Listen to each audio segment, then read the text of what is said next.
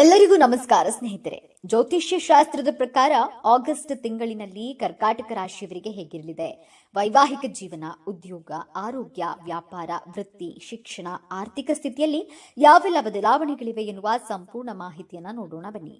ಅದಕ್ಕೂ ಮುಂಚೆ ನೀವು ನಮ್ಮ ಚಾನೆಲ್ಗೆ ಸಬ್ಸ್ಕ್ರೈಬ್ ಆಗಿಲ್ಲ ಅಂದ್ರೆ ಈಗಲೇ ಸಬ್ಸ್ಕ್ರೈಬ್ ಆಗಿ, ಹಾಗೆ ವಿಡಿಯೋಗೆ ಲೈಕ್ ಮಾಡಿ, ವಿಡಿಯೋವನ್ನ ಸ್ಕಿಪ್ ಮಾಡದೆ ಕೊನೆ ತನಕ ನೋಡಿ. ಎಲ್ಲರೂ ಭಕ್ತಿಯಿಂದ ಜೈ ಹನುಮಾನ್ ಅಂತ ಕಾಮೆಂಟ್ ಮಾಡಿ. ಕರ್ಕಾಟಕ ರಾಶಿ ಆಗಸ್ಟ್ ಮಾಸ ಭವಿಷ್ಯ 2025. ಕರ್ಕಾಟಕ ರಾಶಿಯವರಿಗೆ ಈ ತಿಂಗಳು ಮಿಶ್ರ ಫಲದಾಯಕವಾಗಿದೆ. ತಿಂಗಳ ಆರಂಭದಲ್ಲಿಯೇ ಕೆಲಸದಲ್ಲಿ ಅಡೆತಡೆಗಳು ಉಂಟಾಗಬಹುದು. ಕೆಲಸಗಳು ಬಯಸಿದಂತೆ ಪೂರ್ಣಗೊಳ್ಳದ ಕಾರಣ ಅತೃಪ್ತಿ ಉಂಟಾಗಬಹುದು. ವಿರೋಧಿಗಳ ಪಿತೂರಿಗಳ ಬಗ್ಗೆ ಜಾಗರೂಕರಾಗಿರಬೇಕು. ಮೊದಲಾರ್ಧದಲ್ಲಿ ಕೋಪವನ್ನ ನಿಯಂತ್ರಣದಲ್ಲಿಟ್ಕೊಳ್ಬೇಕು. ಅವಕಾಶ ಇಲ್ಲದಿದ್ರೆ ಸಂಬಂಧಗಳಲ್ಲಿ ವಿವಾದಗಳು ಉಂಟಾಗಬಹುದು. ವಿದ್ಯಾರ್ಥಿಗಳು ಹೆಚ್ಚು ಶ್ರಮಿಸಬೇಕಾಗುತ್ತೆ. ಕೆಲಸದ ಸ್ಥಳದಲ್ಲಿ ವಿರೋಧಿಗಳು ಸುಳ್ಳು ಆರೋಪವನ್ನು ಮಾಡಲು ಪ್ರಯತ್ನಿಸಬಹುದು. ಮೂರನೇ ವಾರದಲ್ಲಿ ನ್ಯಾಯಾಲಯಕ್ಕೆ ಸಂಬಂಧಿಸಿದ ವಿಚಾರಗಳಲ್ಲಿ ಪರಿಹಾರ ಸಿಗಬಹುದು. ಸರ್ಕಾರಿ ಅಧಿಕಾರಿಗಳಿಂದ ಬೆಂಬಲ ಪಡೆಯುವ ಸಾಧ್ಯತೆಗಳಿವೆ. ಪ್ರೇಮ ಸಂಬಂಧಗಳಲ್ಲಿ ಜಾಗರೂಕರಾಗಿರಿ. ಆರೋಗ್ಯ ಮತ್ತು ಸಂಬಂಧಗಳಿಗೆ ಗಮನ ಕೊಡುವುದು ಈ ತಿಂಗಳು ನಿಮ್ಮ ಆದ್ಯತೆಯಾಗಿರಬೇಕು. ತಿಂಗಳ ಆರಂಭದಲ್ಲಿ ನಿಮ್ಮ ಕೆಲಸದಲ್ಲಿ ನೀವು ಬಯಸಿದ ಯಶಸ್ಸನ್ನ ಪಡೆಯುತ್ತೀರಿ ಮತ್ತು ಈ ಸಮಯದಲ್ಲಿ ಪ್ರಭಾವಿ ವ್ಯಕ್ತಿಯ ಸಹಾಯದಿಂದ ದೊಡ್ಡ ಸಮಸ್ಯೆಗಳನ್ನು ಪರಿಹರಿಸುವುದು ನಿಮಗೆ ಮನಸ್ಸಿನ ಶಾಂತಿಯನ್ನು ನೀಡುತ್ತದೆ. ಈ ಸಮಯದಲ್ಲಿ ನೀವು ಸ್ನೇಹಿತರು ಮತ್ತು ಸಂಬಂಧಿಕರಿಂದ ಸಂಪೂರ್ಣ ಬೆಂಬಲವನ್ನು ಪಡೆಯುತ್ತೀರಿ. ಪೂರ್ವಿಕರ ಆಸ್ತಿ ಸಂಪಾದನೆಯಲ್ಲಿ ಇದ್ದ ಅಡೆತಡೆಗಳು ನಿವಾರಣೆಯಾಗುತ್ತವೆ. ಈ ಸಮಯದಲ್ಲಿ ಉದ್ಯೋಗಿಗಳಿಗೆ ಸಹ ಅನುಕೂಲಕರವಾಗಿರುತ್ತದೆ. ಕೆಲಸದ ಸ್ಥಳದಲ್ಲಿ ನಿಮ್ಮ ಮೇಲಾಧಿಕಾರಿಯಿಂದ ನೀವು ಸಂಪೂರ್ಣ ಆಶೀರ್ವಾದವನ್ನ ಪಡೆಯುತ್ತೀರಿ. ನೀವು ದೊಡ್ಡ ಯೋಜನೆಯ ಜವಾಬ್ದಾರಿಯನ್ನ ಪಡೆಯಬಹುದು. ತಿಂಗಳ ಮಧ್ಯದಲ್ಲಿ ನೀವು ನಿಮ್ಮ ಆರೋಗ್ಯದ ಬಗ್ಗೆ ವಿಶೇಷ ಕಾಳಜಿಯನ್ನು ತೆಗೆದುಕೊಳ್ಳಬೇಕಾಗುತ್ತೆ. ಇಲ್ಲದಿದ್ದರೆ ಕಳಪೆ ಆರೋಗ್ಯದಿಂದ ನಿಮ್ಮ ಕೆಲಸದ ಮೇಲೆ ಪರಿಣಾಮ ಬೀರುವುದಿಲ್ಲ, ಆದರೆ ದೊಡ್ಡ ಅವಕಾಶಗಳು ಸಹ ನಿಮ್ಮಿಂದ ಕಳೆದುಕೊಳ್ಳುತ್ತದೆ. ಈ ಸಮಯದಲ್ಲಿ ಮನೆಯ ಅಥವಾ ಹೊರಗಿನ ಜನರ ಸಣ್ಣ ಪುಟ್ಟ ವಿಚಾರಗಳಿಗೆ ಸಿಕ್ಕಿ ಹಾಕಿಕೊಳ್ಳುವ ಬದಲು ನಿರ್ಲಕ್ಷಿಸುವುದು ಒಳ್ಳೆಯದು. ಈ ತಿಂಗಳು ನೀವು ಇದಕ್ಕಿದ್ದಂತೆ ನಿಮ್ಮ ಕುಟುಂಬದೊಂದಿಗೆ ಎಲ್ಲೋ ಪ್ರಯಾಣಿಸಲು ಯೋಜಿಸಬಹುದು. ಆದರೆ ಪ್ರಯಾಣದ ವೇಳೆ ನಿಮ್ಮ ಆರೋಗ್ಯ ಮತ್ತು ವಸ್ತುಗಳ ಸಂಪೂರ್ಣ ಕಾಳಜಿಯನ್ನು ತೆಗೆದುಕೊಳ್ಳಬೇಕಾಗುತ್ತೆ. ಈ ಅವಧಿಯಲ್ಲಿ ನಿಮ್ಮ ದೈನಂದಿನ ದಿನಚರಿ ಮತ್ತು ಆಹಾರ ಪದ್ಧತಿಯ ಬಗ್ಗೆ ನೀವು ವಿಶೇಷ ಕಾಳಜಿಯನ್ನು ತೆಗೆದುಕೊಳ್ಳಬೇಕಾಗುತ್ತೆ. ತಿಂಗಳ ಉತ್ತರಾರ್ಧದಲ್ಲಿ ಉದ್ಯೋಗಿಗಳು ತಮ್ಮ ಆಕ್ಷೇಪಿತ ಬಡ್ತಿಯನ್ನ ಪಡೆಯಬಹುದು. ನಿಮ್ಮ ವ್ಯಾಪಾರವನ್ನ ಬದಲಾಯಿಸಲು ಅಥವಾ ವಿಸ್ತರಿಸಲು ನೀವು ಯೋಚಿಸ್ತಾ ಇದ್ರೆ ಈ ಸಮಯವು ನಿಮಗೆ ಅನುಕೂಲಕರವಾಗಿರುತ್ತೆ. ಪ್ರೇಮ ಸಂಬಂಧಗಳ ವಿಚಾರದಲ್ಲಿ ಈ ತಿಂಗಳು ನೀವು ಪೂರ್ಣ ಶಕ್ತಿಯೊಂದಿಗೆ ಮುಂದುವರಿಯಬೇಕಾಗುತ್ತೆ. ನಿಮ್ಮ ಪ್ರೀತಿಯ ಸಂಬಂಧಗಳ ಬಗ್ಗೆ ಪ್ರಾಮಾಣಿಕವಾಗಿರಿ. ಇಲ್ದಿದ್ರೆ ಸ್ಥಾಪಿತ ಸಂಬಂಧಗಳು ಮುರಿಯಬಹುದು. ಹೆಚ್ಚುವರಿ ವ್ಯವಹಾರಗಳಂತಹ ಸಮಸ್ಯೆಗಳು ನಿಮ್ಮ ವೈವಾಹಿಕ ಜೀವನದ ಮೇಲೆ ಪರಿಣಾಮವನ್ನು ಬೀರಬಹುದು. ನಿಮ್ಮ ಸಂಗಾತಿಯ ಭಾವನೆಗಳು ಮತ್ತು ಅಗತ್ಯಗಳನ್ನ ನಿರ್ಲಕ್ಷಿಸಬೇಡಿ. ವೈವಾಹಿಕ ಜೀವನ. ಕರ್ಕಾಟಕ ರಾಶಿಯವರ ವೈವಾಹಿಕ ಜೀವನದಲ್ಲಿ ಏರಿಳಿತಗಳಿಂದ ತುಂಬಿರುತ್ತೆ. ಮನೆಯಲ್ಲಿ ನೀವು ಕೆಲವು ವಿವಾದಗಳಿರಬಹುದು, ಆದರೆ ಏನೇ ಸಂಭವಿಸಿದ್ರೂ ಪರಿಸ್ಥಿತಿಗಳು ನಿಮ್ಮ ಪರವಾಗಿರುತ್ತೆ. ಯಾವುದೇ ರೀತಿಯ ತಪ್ಪು ತಿಳುವಳಿಕೆಯನ್ನ ತಪ್ಪಿಸಿ ಮತ್ತು ನಿಮ್ಮ ಸಂಗಾತಿಯೊಂದಿಗಿನ ಎಲ್ಲಾ ವಿಚಾರಗಳನ್ನ ಮಾತುಕತೆಯ ಮೂಲಕವಾಗಿ ಪರಿಹರಿಸಿಕೊಳ್ಳಿ. ಸಂಗಾತಿ ಆರೋಗ್ಯದಲ್ಲಿ ಕುಸಿತವಾಗಬಹುದು, ಆದ್ದರಿಂದ ಅವರ ಆರೋಗ್ಯದ ಬಗ್ಗೆ ಕಾಳಜಿಯನ್ನು ವಹಿಸಿ.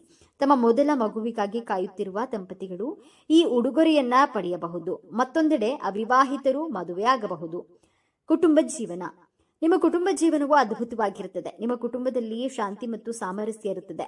ನಿಮ್ಮ ತಾಯಿಯ ಕೃಪೆ ಮತ್ತು ಆಶೀರ್ವಾದದಿಂದ ಮನೆಯಲ್ಲಿ ಸಂತೋಷ ಮತ್ತು ಸಮೃದ್ಧಿ ಇರುತ್ತದೆ. ಈ ಅವಧಿಯಲ್ಲಿ ನಿಮ್ಮ ಪೋಷಕರು ಸಹ ಸಂತೋಷವಾಗಿರುತ್ತಾರೆ. ಪೋಷಕರ ಆರೋಗ್ಯದ ಬಗ್ಗೆ ವಿಶೇಷ ಗಮನ ಹರಿಸುವ ಅಗತ್ಯವಿರುತ್ತೆ.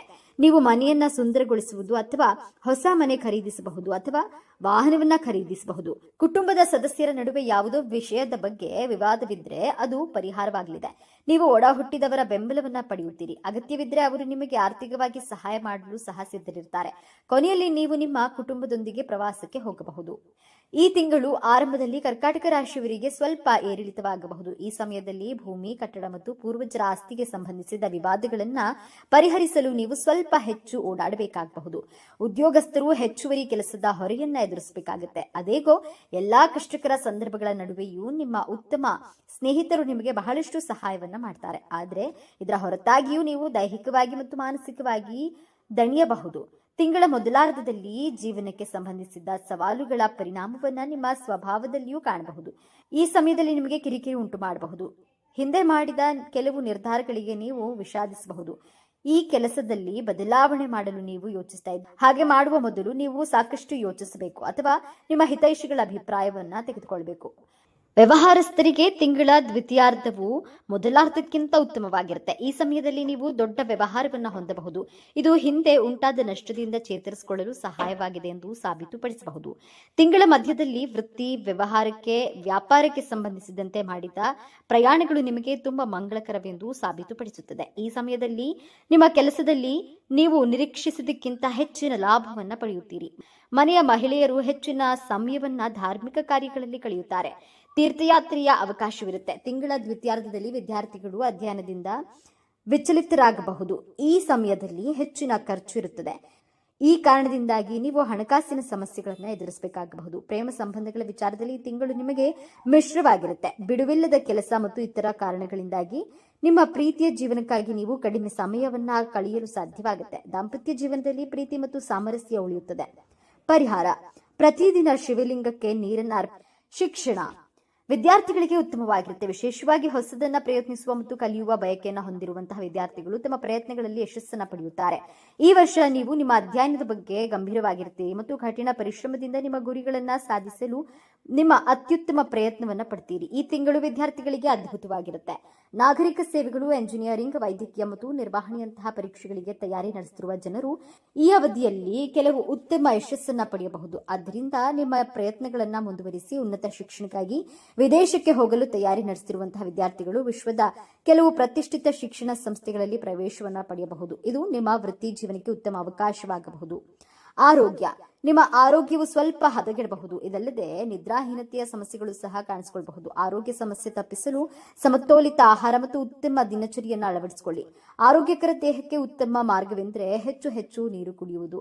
ನೀವು ಯಾವುದೇ ದೀರ್ಘಕಾಲದ ಕಾಯಿಲೆಯಿಂದ ಬಳಲ್ತಾ ಇದ್ರೆ ನಿಮ್ಮ ನೋವು ಸ್ವಲ್ಪ ಹೆಚ್ಚಾಗಬಹುದು. ಈ ರೋಗವು ನಿಮ್ಮನ್ನ ಮತ್ತೆ ಕಾಡೋದ್ರಿಂದ ಯಾವುದೇ ಅಸ್ವಸ್ಥತೆಯ ಸಂದರ್ಭದಲ್ಲಿ ತಕ್ಷಣ ವೈದ್ಯಕೀಯ ಸಲಹೆಯನ್ನ ಪಡೆಯಿರಿ. ಪರಿಹಾರಗಳು: ಪ್ರತಿದಿನ ದಕ್ಷಿಣಾಮೂರ್ತಿಯ ಸ್ತೋತ್ರವನ್ನು ಪಠಿಸುವುದು ಅಥವಾ ಕೇಳೋದ್ರಿಂದ ಆತ್ಮಶಕ್ತಿ ಹೆಚ್ಚುತ್ತದೆ. ವಾಕ್ ಶುದ್ಧಿ ಉಂಟಾಗಲಿದೆ. ಬಂಗಾರದ ಬಣ್ಣದ ಬಟ್ಟೆ ಮತ್ತು ಅಕ್ಕಿಯನ್ನ ದಾನ ನೀಡೋದ್ರಿಂದ ಕುಟುಂಬದಲ್ಲಿ ಶಾಂತಿ ನೆಲೆಸುತ್ತದೆ. ಗುರುಗಳನ್ನ ಸತ್ಕರಿಸಿದ್ದಲ್ಲಿ ಎಲ್ಲಾ ರೀತಿಯ ಸಮಸ್ಯೆಗಳು ದೂರವಾಗುತ್ತವೆ. ಲಕ್ಷ್ಮೀ ನರಸಿಂಹ ಸ್ವಾಮಿಗೆ ಪಂಚಾಮೃತ ಅಭಿಷೇಕ ಮಾಡಿಸುವುದು ಕ್ಷೇಮ. ಮನೆಯಲ್ಲಿ ಶ್ರೀ ಸುಬ್ರಹ್ಮಣ್ಯ ಸ್ವಾಮಿ ಪೂಜೆಯನ್ನ ಮಾಡಬಹುದು. ಬಿಳಿ ಮತ್ತು ಕೆಂಪು ಬಣ್ಣದ ಕರವಸ್ತ್ರ ಬಳಸಿದ್ರೆ ನಿರೀಕ್ಷಿತ ಫಲಗಳು ದೊರೆಯಲಿವೆ. ಕಷ್ಟದಲ್ಲಿ ದೇವರು ಯಾಕೆ ಸುಮ್ಮನಿದ್ದಾನೆ ಎಂದು ಚಿಂತಿಸಬೇಡಿ. ಯಾಕಂದ್ರೆ ಪಾಠ ಕಲಿಸಿದಂತೆ ಅಂತಹ ಶಿಕ್ಷಕರು ಕೂಡ ಪರೀಕ್ಷಾ ಕೊಠಡಿಯಲ್ಲಿ ಸುಮ್ಮನೆ ಕೂತ್ಕೊಂಡಿರ್ತಾರೆ. ಶನಿದೇವ ಪರೀಕ್ಷೆಗಳನ್ನ ಕೊಟ್ಟು ನಿಮಗೆ ಪಾಠವನ್ನ ಕಲಿಸಿ ನಿಮ್ಮನ್ನ ಹೊಸ ವ್ಯಕ್ತಿಯನ್ನಾಗಿ ಪರಿವರ್ತನೆಯನ್ನ ಮಾಡಿದ್ದಾರೆ. ಇದರ ಫಲಿತಾಂಶ ಸಿಗುತ್ತಾ ಹೋಗುತ್ತದೆ. ಶನಿ ಗ್ರಹದ ಬೀಜ ಮಂತ್ರವನ್ನ ಪ್ರತಿನಿತ್ಯ ಪಠಿಸಿ. ಜೊತೆಗೆ ಓಂ ಶ್ರೀ ಶನೈಶ್ಚರಾಯ ನಮಃ ಎಂದು ಈ ಬೀಜ ಮಂತ್ರವನ್ನ ಪ್ರತಿನಿತ್ಯ 21 ಬಾರಿ ಪಠಿಸುತ್ತಾ ಬನ್ನಿ. ಎಲ್ಲವೂ ಶುಭವಾಗುತ್ತೆ. ಸ್ನೇಹಿತರೆ, ಮಾಹಿತಿ ನಿಮಗೆ ಇಷ್ಟವಾಗಿದ್ದರೆ ದಯವಿಟ್ಟು ಶೇರ್ ಮಾಡಿ, ಲೈಕ್ ಮಾಡಿ ಮತ್ತು ನಮ್ಮ ಚಾನೆಲ್ಗೆ ಸಬ್ಸ್ಕ್ರೈಬ್ ಆಗಿ. ಎಲ್ಲರೂ ಭಕ್ತಿಯಿಂದ ಓಂ ಶ್ರೀ ಶನೇಶ್ವರ ನಮಃ ಅಂತ ಕಾಮೆಂಟ್ ಮಾಡಿ. ಧನ್ಯವಾದಗಳು.